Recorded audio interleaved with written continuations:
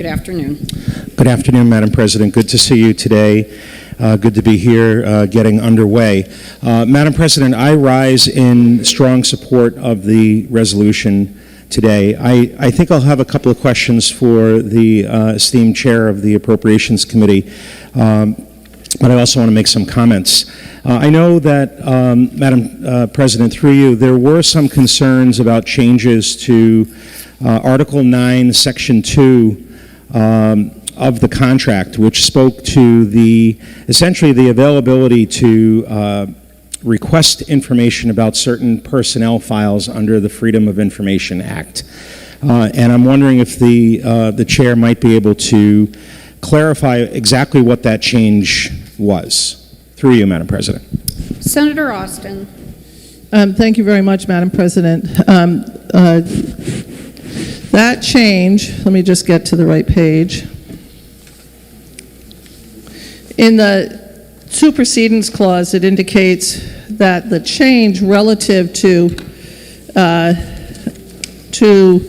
this article was to be in accordance with the bill that we passed a couple of years ago now on the supersedence of Article 9. It removed an automatic exemption for police on FOI, and that changed in the police accountability bill, and it just incorporated that change into this contract. Through you, Madam President. Senator Berthel. Thank you, Madam President. I appreciate the answer. So essentially, we're now making more information available via FOI than before. Is that an accurate statement, Madam President, through you? Senator Austin. Thank you very much, Madam President. We are going back to where we were the contract before this. In the last contract, but prior to this, there had been a change in Article 9, which was relative to expanding what was available via FOI. Prior to that contract, it was what it essentially reads today. Through you, Madam President. Thank you, Senator Berthel. Thank you, Madam President. Again, I thank the chair for the clarification and just helping us to understand that. The contract does include, as the chair spoke to, that there's a $56.5 million in total wage increases over the term, in addition to $13.8 million in total fringe increases. And in the public hearing, we heard testimony regarding, among other things, the competitiveness of our wages and benefits compared to surrounding states like Rhode Island, Massachusetts, and New York, and the ability of our Connecticut State Police force to recruit new officers in Connecticut because of a substantial difference between those starting base pay rates and what become the longer-term rates. So, Madam President, I don't know if I have a question. I'm just going to read some numbers, and if the chair, I think the chair will agree we discussed this. But in New York State has a maximum base salary at 25 years of $142,000. and a base at 8 years of $130,000. The Commonwealth of Massachusetts has a base salary of $97,000 at 6 years. And Rhode Island, the state of Rhode Island, has a base salary of $86,000 at 6 years. Under this new contract, I think that we actually do a great job of addressing that primary concern that came to us regarding the competitiveness of salaries. This new contract, Connecticut State Troopers would reach their max base pay of $107,000 at 6 years. And the change in pay scale, obviously, based on what I just shared regarding our surrounding neighboring states, positions Connecticut as very competitive. In addition, retention was identified as an issue by testifiers in the public hearing. A one-time lump sum, as the chair spoke to, lump sum payment of $3,500 will be made upon ratification for all Connecticut State Troopers actively employed and covered under this contract. And as we spoke to as well, as the chair spoke to, the contract removes the first two steps of base pay, creating a higher starting pay, which again addresses this competitiveness and being able to attract troopers to come and work in Connecticut versus New York or Rhode Island or Massachusetts. And we'll also, because of the removal of the steps, hopefully keep these men and women who have made the decision to work in Connecticut, make them stay, because they're getting to their higher base pay sooner.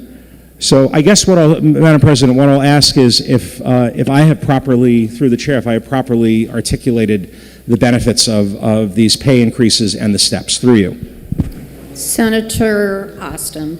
Thank you very much, Madam President. You have included the other states, but I think what is even more important is the fact that many municipal police officers were making more than our state police officers. And that is not only true of our police officers vis-a-vis state police and municipal police. The fact is that in many job classifications that have relevant people working, such as our Department of Public Works, our Department of Public Works or our DOT workers are people that are out snow plowing. We're making less than those in municipalities across the state.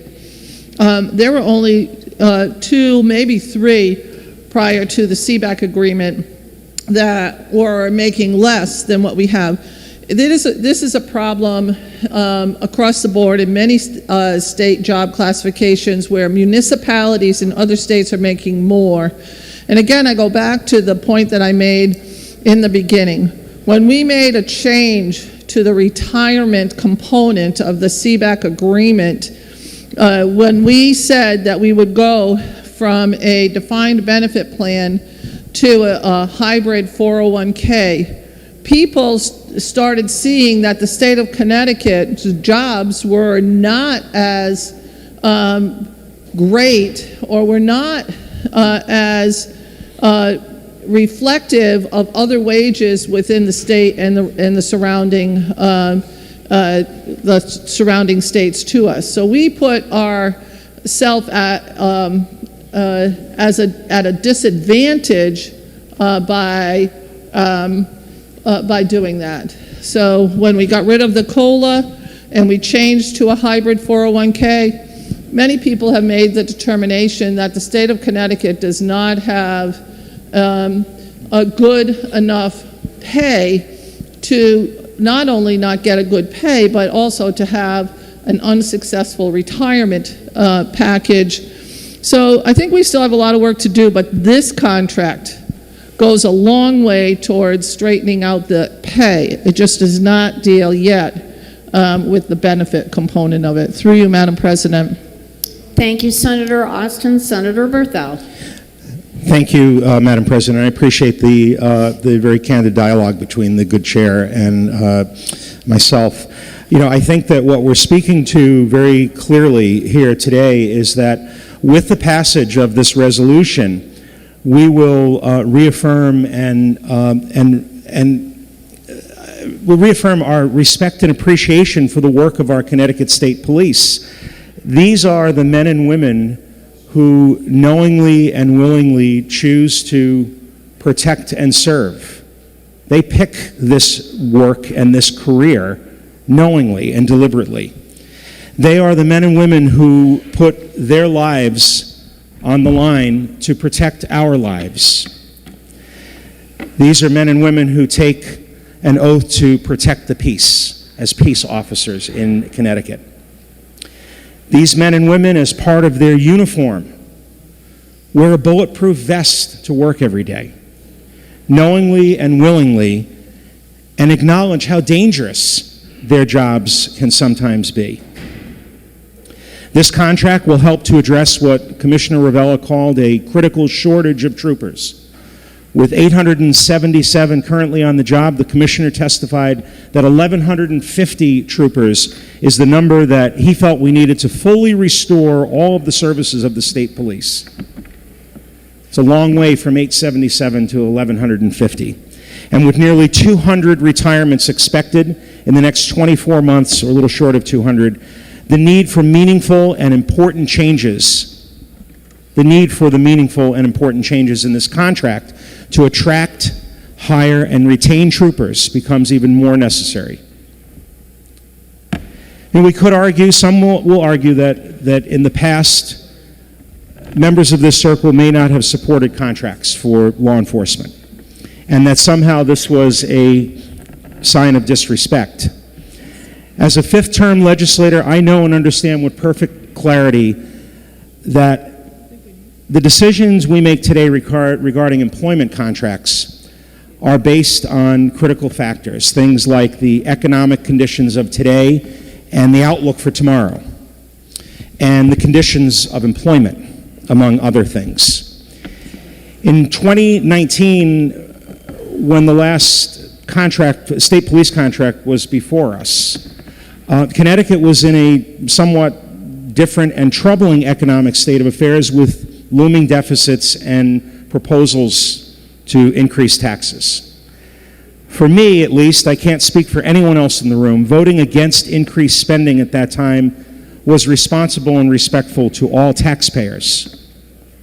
We had not yet seen the benefit of a bipartisan budget, which has helped to position us in a much better fiscal health today. In 2020, Republicans again showed our respect to our law enforcement with our opposition to the Police Accountability Bill, which substantially changed the way that law enforcement officers perform their duties. The impact of these changes are arguably part of what is causing some of the lack of interest in police careers and the departure and retirement of officers from the workforce, including our state police. It's not the only factor, and I freely acknowledge that this is not a problem that is necessarily unique to Connecticut. And as I previously noted, this bill will help to resolve many of, maybe all of, those recruitment and retention issues. This is an important resolution for us to adopt today. It allows our Connecticut State Police, who are in every corner of our state, who respond when others can't or won't. They are sometimes the police department that is in, the only police force that is in some of our small towns. It is so critical and important for us to make sure that we do right by these men and women who sacrifice their well-being and leave their families every day to go and help to keep our great state safe and a place that people can live in and enjoy. Madam President, I urge all of my colleagues to support this resolution to demonstrate our respect to our Connecticut State Police, their sacrifices, and the important and often dangerous work they do every day. Thank you. Thank you so